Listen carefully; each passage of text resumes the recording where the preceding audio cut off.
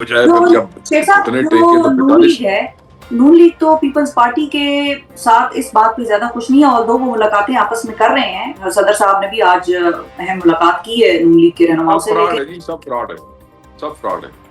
ये सब मिले हुए हैं। ये सिर्फ अपना अपोजिशन लीडर, अपना वजीर आजम लाना चाहते हैं ताकि कल इलेक्शन के अंदर रिगिंग हो जाए। अभी की बारी एक को मिल जाएगी, दूसरे की बारी का फैसला कर लेंगे आपस में ये बैठ के। सब सिर्फ नहीं तो लोगों को वहां पे धोखा दे। आजाद कश्मीर में जब नून लीग ये कहती है कि हम ऑपोजिशन बेंचेस पे जाके बैठ रहे हैं और बैठ गए हैं और हम इस निजाम से खुश नहीं है जो पीपल्स पार्टी लाना चाह रही है यहाँ पर, तो फिर भी आपको लगता है कि ये सब मिली भगत है? मिली भगत है ना जी। मैंने आपको इतनी लंबी कहानी सुनाई है कि ये क्यों जाके बैठ रहे हैं वहां पे और ये क्यों अपोजिशन लीडर बनना चाहते हैं। अगला इलेक्शन भी तो चंद महीनों के बाद ही है ना। ये अभी इनको कहां से ये सारी जो है इनका जमीर जाग गया है। अगर ये ठीक है, जमीर ऐसे ही जाग गया यहाँ पे सही तो है, भाई आपकी बात समझ आ गई। नेशनल तो फिर असेंबली जब में जगा ये लो मिली ना। भगत सारी आपने हमें ये दास्तान सुनाई है, तो उसमें फिर आप अनवारुल हक को क्या मशवरा देंगे, जो कि टेक्निकली पीटीआई के माने जाते थे और वो कहते हैं मैं तो अभी भी इस्तीफा नहीं दूंगा? देखिए, बस बात सिंपल ही है कि आपने जो इमरान खान की लाइन है आपने उसी के साथ खड़े होना है। चाहे आपकी हुकूमत चली जाए, चाहे आपका कोई भी नुकसान हो जाए। यहाँ एक छोटा छोटा वर्कर कुर्बानियां दे रहा है, तो आप फेस करें, मुकाबला करें। सिर्फ वोटर को क्या उसको कहते हैं, वोटर को मैनिपुलेट करने के लिए आप इमरान खान का नाम या पार्टी का नाम इस्तेमाल नहीं कर सकते। जो हमारी पार्टी के हैं वो है हमारी पार्टी के। ठीक है, ठीक है। अच्छा, लेकिन एक और चीज भी हुई थी दरमियान में, आपको याद होगा शेख साहब, के पीटीआई ने भी पीपल्स पार्टी को पीएमएलएन के खिलाफ नेशनल असेंबली में तहरीक अदम एतमाद लाने का कहा था, और उन्होंने कहा था अगर आप लोग ले आएंगे तो हम आपके साथ मिल जाएंगे। वो कहानी बिल्कुल डेड हो गई। मतलब वहां पे कोई पेशरफ्त आप लोग को होती नजर नहीं आ रही, कोई नाराजगी लड़ाई नहीं है पीपल्स पार्टी नून लीग की वहां पर नेशनल असेंबली में। नहीं जी, नहीं, फ्रॉडिये ने आपस में मिले हुए ने, सिर्फ हमें लोगों की अखां दूर झोंक रहे हैं और कुछ नहीं। ठीक है। अच्छा, अब ये बताइए कि जो तारिक फजल चौधरी साहब ने बयान दिया है खान साहब की रिहाई के हवाले से, उसके हवाले से पीटीआई क्या सोच रही है? पीटीआई को क्या समझ आई है ऐसा बयान? मतलब वो क्यों दे रहे हैं? पीटीआई कुछ चाहते भी हैं, वो नहीं, जेन्युइनली क्या चाहते हैं कि खान साहब को रिहा पीटीआई करें? कुछ भी नहीं। नहीं जी, नहीं, क्या बात कर रही हैं आप? पीटीआई कुछ भी नहीं सोच रही। तारिक फजल चौधरी ने हमें ऑफर देनी है, एक हम टीवी के ऊपर बैठ के, जहां पीटीआई का नुमाइंदा भी कोई नहीं बैठा, बातों से बात निकली। एक एंकर ने कोई बात की, दो बंदे ने कोई बात की, तो एवं चौधरी साहब ने आगे बात से बात निकाल के कर दी। भाई वहां आप चीफ मिनिस्टर को मिलने नहीं देते हैं इमरान खान साहब से, किसी से पूछे बगैर। इधर आपने कोई ऑफर लगा दी है। आप इस किस्म की गैर संजीदा हरकत नहीं करनी चाहिए। We don't take it seriously.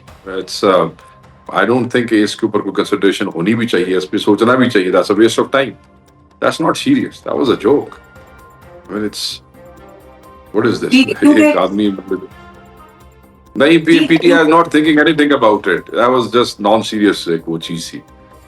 अच्छा, कोई ज्यादा उस पर आप लोगों ने कुछ नहीं सोच विचार किया? नहीं क्योंकि नहीं नहीं, जनरली तारिक फजल चौधरी साहब नून लीग में जो है वो डव का किरदार में देखे जाते हैं। सो वो बातचीत करने की बात करते हैं और बार बार करते हैं। मेरे शो पे भी वो हमेशा जब भी आते हैं वो कहते हैं भाई बातचीत करें, हमसे करें, हम कोशिश करते हैं। तो वो बहरहाल वो हो गए, राना सनाउल्लाह हो गए, वो कम से कम उन लोगों में नून लीग के जो आप लोगों से बात करने को एक ओपन आइडिया समझते हैं और उस हवाले से ओपननेस का इजहार करते हैं। सो इसलिए मैंने ये आपसे पूछा। नहीं नहीं, ये वो बस ही पुरानी बात होगी। इसमें वो मौकफ दे चुके हैं 2 4 5 दिन पहले। ठीक है, ठीक है। और रिहाई के लिए अभी भी आप लोगों का वही रास्ता है कि अदालत से ही केसेस जो हैं वो फारिग होंगे और उसी तरीके से खान साहब बाहर निकलेंगे, या उसमें इमरान खान एहतजाज का साहब और रैलीज का आंसर शामिल हो गया है आप सुहेल आफरीदी साहब के आने के बाद? देखें, एहतजाजी रैलियों का आंसर जो था वो तो ऑलरेडी अली अमीन खान के होते हुए भी था। वो जो 3 ग्रैंड मोबिलाइजेशन हुई हैं और जो जलसे हुए हैं सवाबी पेशावर में, सारे उन्होंने ही किए। सो जहां से उन्होंने पेस छोड़ा है वहीं से हमारा भाई दूसरा जो है, तो दूसरा इमरान खान का सिपाही है सुहेल आफरीदी, वो इसको पिक करेगा। खान साहब यही समझते हैं कि हमें इन अदालतों के जरिए बाहर आना है, मगर अगर अदालतों में ये हक नहीं देते तो फिर पुरअमन आईनी एहतजाज हक है हर पार्टी का। और वो सुहेल आफरीदी पिछले 2 दिनों से अपनी तकरीरों में आपको बता रहा है कि वो एहतजाज के लिए तैयार है। ठीक है। और 1 नवंबर वाली जो एहतजाज के हवाले से बात हो रही थी, सलमान अकरम राजा साहब जो कह रहे थे, वो भी है ऑन द कार्ड्स? क्योंकि आगे पहला साल होने वाला है उन लोगों का जिनकी जाने गई हैं 26 नवंबर के एहतजाज में पीटीआई के। सो वो साल भी आ रहा है। बस ये बैठ के राजा साहब सेक्रेटरी जनरल है, उन्होंने ही लाया अमल देना है। फिर जुनैद अकबर भाई हैं और साथ चीफ मिनिस्टर हैं, वो भी लीड करते होते हैं कि वही हमारी हुकूमत है। तो पूरे पाकिस्तान में जो चीफ मिनिस्टर केपी होता है, वाहिद सूबा जहाँ हमारी हुकूमत है, वो एक इम्पॉर्टेंट एक्टर होता है इन दिस एहतजाज। तो वो आपस में वो जो भी कोई उस पर लाए अमल या हिकमत अमली तय करेंगे, मैं आप लोगों के साथ शेयर कर लूँ once it is shared with. ठीक है, ठीक है। अच्छा, हमें बताएं कि जो सुहेला अफरीदी साहब हैं, वो वैसे तो जाहिर है वो एक वर्कर के लेवल से उठकर आए हैं और उनको इस चीज के ऊपर लोगों ने बड़ा सराहा भी है। आप लोगों के जो सपोर्टर्स हैं उन्होंने उस चीज को बड़ा वेलकम किया है, इस फैसले को। लेकिन एक चीज जो लोग ये कहते हैं, वो कहते हैं कि ललकारने से या जज्बाती तकारीर करने से मामलात या मसाइल जो पीटीआई के हैं वो हल नहीं होंगे। उसके लिए जरा तदब्बर चाहिए, और वो तदब्बर आपको लगता है वो दिखाएंगे, क्योंकि इस वक्त तो वर्किंग रिलेशनशिप बनता नजर नहीं आ रहा वफाक के साथ उनका। गंडापुर साहब का फिर भी वफाक के साथ एक वर्किंग रिलेशनशिप बन गया था, डिस्पाइट द फैक्ट कि उनका मिजाज भी बड़ा सख्त था, लेकिन वो बनता हुआ हमें नजर आ गया था। देखें, वफाक ने शुरुआत अच्छी नहीं की है। वफाक में बैठी हुई पार्टी ने सुहेला अफरीदी को जो है इमरान खान साहब से नहीं मिलने दिया, और उस पर उन्होंने रिएक्शन दिया है। उनकी मीटिंग्स में जो है वो जाने से इनकारी हुई। कोई रिलेशनशिप नहीं बनेगी सूबे की वफाक के साथ अगर उनको छोटा सा भी हक जो है देने को तैयार नहीं है, तो सूबा भी इनको जो है वो एंटरटेन नहीं करेगा। ऑब्वियसली इसी तरह ही होता है, आप जितनी कर्टसी एक्सटेंड करते हैं उतनी कर्टसी आपको वापस मिलती है। तो बिल्कुल चीज़ें तदब्बर से ही हल होनी चाहिए और चीज़ें पुरअमन तरीके से हल होनी चाहिए। यही वाहिद रास्ता होता है किसी भी सियासी पार्टी के लिए। और जब चीज़ें तदब्बर से या अदालत में नहीं हल होती, तो फिर लोग मजबूरन, आईनी एक हक है ऑन स्ट्रीट एहतजाज का, फिर लोग उसके लिए आते हैं। तो वो चीफ मिनिस्टर अपनी तकरीर में ऑलरेडी कह चुके हैं, वो चैंपियन एहतजाज के करेंगे, उसको लीड करेंगे। जी सही है। और कैबिनेट बनने का सिलसिला आपको कब तक होता हुआ नजर आ रहा है? क्योंकि वो चीज भी दरमियान में जाहिर है, खान साहब से मुलाकात जब तक नहीं हो सकती, वो चीज उसकी वजह से फंसी हुई है। केपी एक प्रॉब्लमेटिक सूबा है पाकिस्तान का, मेरा अपना उससे ताल्लुक है, इसलिए मुझे पता है कि वहां पर एब्सेंस ऑफ गवर्नमेंट या absence of people in the right places वो हो नहीं सकता, अफोर्ड नहीं किया जा सकता। सो आपको क्या टाइम फ्रेम नजर आता है? देखें, अभी तक तो chief minister is very clear about it. He will not form a cabinet and announce his proposed cabinet जब तक उनकी खान साहब से उस पर डिलिबरेशन नहीं हो जाती। अभी तक तो उस पर बड़े क्लियर, और ये उनकी डिस्क्रेशन है। आर्टिकल 129 सब सेक्शन 2 उनको ये इजाजत देता है कि वो बगैर वजीर के भी, वजीरों के और कैबिनेट के भी सूबा चला सकते हैं।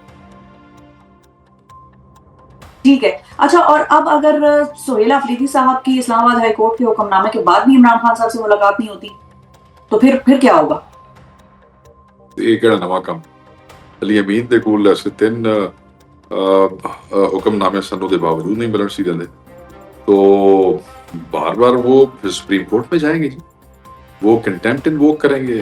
अली अमीन खान भी ऐसे ही करते थे, वो भी कंटेम्प्ट इन्वोक करते थे, ये भी कंटेम्प्ट इन्वोक करेंगे। चीफ मिनिस्टर है, तो उसके बाद वहां पे अगर कंटेम्प्ट के बावजूद भी उसको नहीं मिलने देते थे, अगर यहाँ भी ऐसे करेंगे तो फिर सुप्रीम कोर्ट में जाएंगे। फिर अगर उस पे भी नहीं करते, तो फिर तो एहतजाज करना तो हक है। और तुसी मतलब आखो भी एहतजाज भी हक तो सब आएंगे। नहीं, मैं नहीं कह रही एहतजाज करें जी, मैं जमहूरी रवायात में मुकम्मल बिलीव रखती हूँ। एहतजाज करना वो अभी देखें जी, पहला स्टेप तो देखें, पहला स्टेप तो शिफा वही होता है ना जी, आपने अदालतों में ही जाना होता है। कल को ये तो ना कहेगी ये सरकार ते आगे तुसी अदालत जाना चाहिए। हम हमेशा जाते हैं। सिर्फ एक चीफ मिनिस्टर ही नहीं, बल्कि मैं ऐसे 15 MNAs को जानता हूं जिनके पास इमरान खान साहब को मिलने के अदालती ऑर्डर हैं, बट नहीं को मिलने देता। जिन्होंने मिलाना होता है ना, मेरी गल सुनो मजे की गल, जिन्होंने मिलाना होता है उन्होंने सिविल जज के ऑर्डर ते भी मिला छड़ देते, जिन्होंने नहीं मिलाना होता उन्होंने हाई कोर्ट के ऑर्डर ते भी नहीं मिलाते।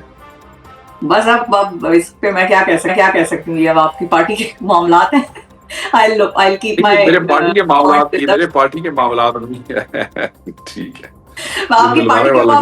मुल्क के मामलात हैं। अब इसमें क्या कहा जा सकता है? समझ आ गई ये सबको, जो सुनने वाले हैं वो समझदार है, खुद उसके हवाले से फैसला करेंगे कि किनको मिलाया जाता है, किनको नहीं मिलाया जाता। लेकिन फाइनली जाते जाते मुझे ये भी बताइए शेख साहब कि जो ऑपोजिशन लीडर्स का आप लोगों का नेशनल असेंबली में एक मामला चल रहा था, उसके ऊपर अब फाइनल ये डिसीजन हो गया है कि महमूद खान अचकजई और अल्लामा राजा नासिर अब्बास साहब का कौमी असेंबली में सेनेट में अपोजिशन लीडर बनने का मामला अब ये फाइनल हो गया है। और उमर अयूब साहब और शिबली फराज साहब का जो मामला अदालत देखें फाइनल भी उसी दिन हो गया था जिस दिन खान साहब ने कह दिया था।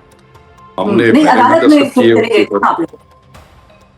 मैंने भी उस पर दस्तखत किए, वो वहां जमा भी हो गई है। आज सुबह उमर अयूब साहब ने और शिबली साहब ने taking their own personal decisions अपनी जो अपीलें थी वो भी सुप्रीम कोर्ट से वापस ले ली, तो they are not even contesting for that. तो बिल्कुल ये फैसला फाइनल है, हमने तो उसमें अमल दरामद भी कर दिया, हमारी तरफ से तो लेटर मैटर चला गया जी उनको, स्पीकर साहब को। बिल्कुल ठीक है, बिल्कुल ठीक है। मैं बिल्कुल यही पूछना चाह रही थी कि वो उन्होंने खुद अपनी दरखास्त में जो है वो वापस ले ली।